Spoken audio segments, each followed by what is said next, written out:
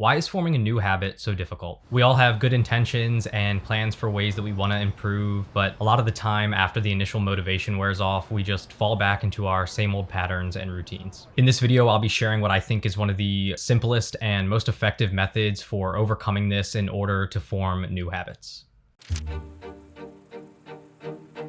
So first off, I think it's best if we talk a little bit about what habits are and how they're formed. And I don't want to go too deep into this because if you're watching this video, you probably already understand what habits are and how important they are. So a habit is just a routine or a behavior that we perform on a regular basis and usually automatically.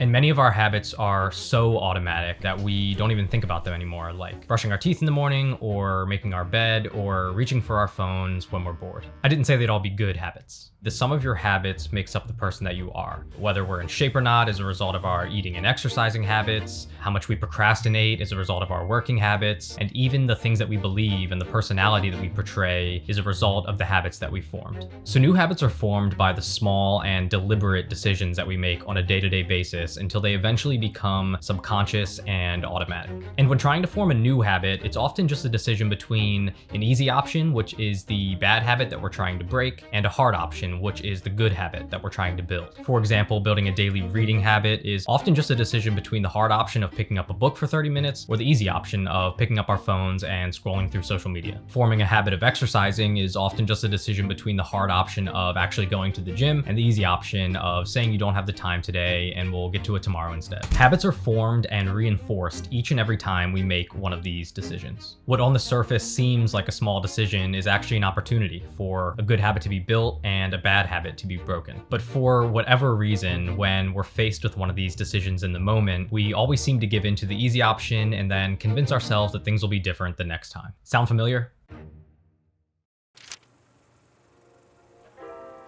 Every time we're faced with a decision, we use up a little bit of our decision-making energy to make that decision, which we only have a limited amount of in any given day. And this brings us to the concept of decision fatigue, the deteriorating quality of decisions made by an individual after a long session of decision making. Put simply, the more decisions that you make in a day, your judgment for future decisions that you'll make in that day gets worse. And this applies to all decisions that we make, no matter how big or how small. From something as small as what we're gonna wear or what we're gonna make for lunch to something as big as what job we're gonna take or what house we'll buy, they're all using up our decision-making energy.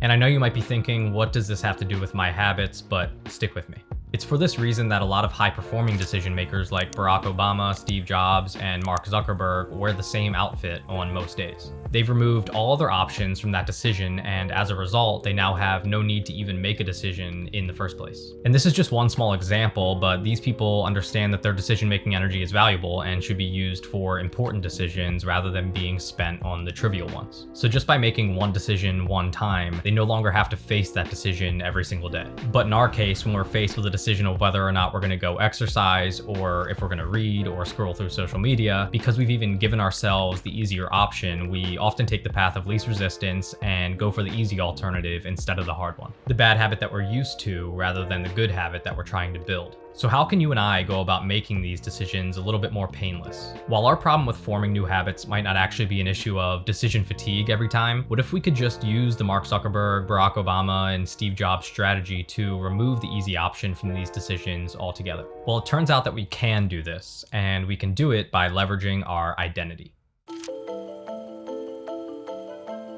Identity is one of our strongest guides in decision making. When we're faced with a decision, defining our own identity is the least convenient thing that we can do, and people will go to great lengths to act in alignment with their identity. This is true for all of us and for decisions of all scales. Your self-image has a sizable impact on your behavior, and whether you realize it or not, what you do is a mirror image of the type of person that you believe you are. Even when we're faced with a choice where we have to choose an option that might not actually be the most convenient, we rely on our identity and make the choice based on our preconception of who we are. So say we're making a decision between going to the gym and staying home and watching TV. If we identify as healthy, we'll go to the gym, even if staying home and watching TV is the more convenient option. We're also more likely overall to do things that are represented as an expression of our identity rather than just as behaviors. And though we often assume that our identity is fixed, our self-image is actually flexible, and we can use this to our benefit.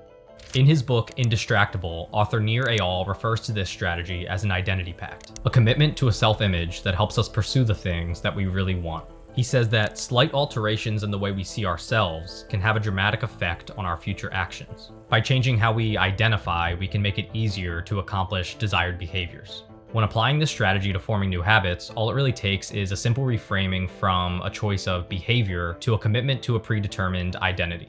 By taking on a particular identity, rather than having to make a choice each time regarding a behavior, we just simply do the thing that aligns with our identity. If you want to build a habit of going running every day, rather than facing the decision of whether or not to run each time the behavior, you're much better off identifying yourself as a runner, the identity, and runners simply run every day. In effect, just by assigning yourself an identity, you've removed the easy option from the decision altogether, leaving only the habit that you're trying to form, and as a result, you've erased the decision completely. While we're likely to face some resistance when initially making a change, it's important to understand that identity and behavior work together in a sort of self-reinforcing feedback loop. If we start to act in alignment with our new identity, our behaviors start reinforcing the identity, and the habit becomes easier and more automatic over time. While you may not have actually been a runner on day one, after you went running, you became more of a runner, so you're much more likely to keep doing the same thing going forward. But on the other hand, if we keep falling back into our same old bad habits, we'll just reinforce the identity that we're someone who can't make these difficult changes, and it'll make new habits even harder to form. And this is why it's important to fight through the initial resistance of acting in alignment with our new identity. I think this quote from writer and philosopher Ralph Waldo Emerson sums it up perfectly.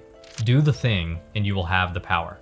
I guess he was a man of few words. And even though this quote is almost comically simple and straightforward, for us this means that even if your new habit feels uncomfortable at first, just continue doing it, and eventually you'll become your new identity and the habit will become automatic.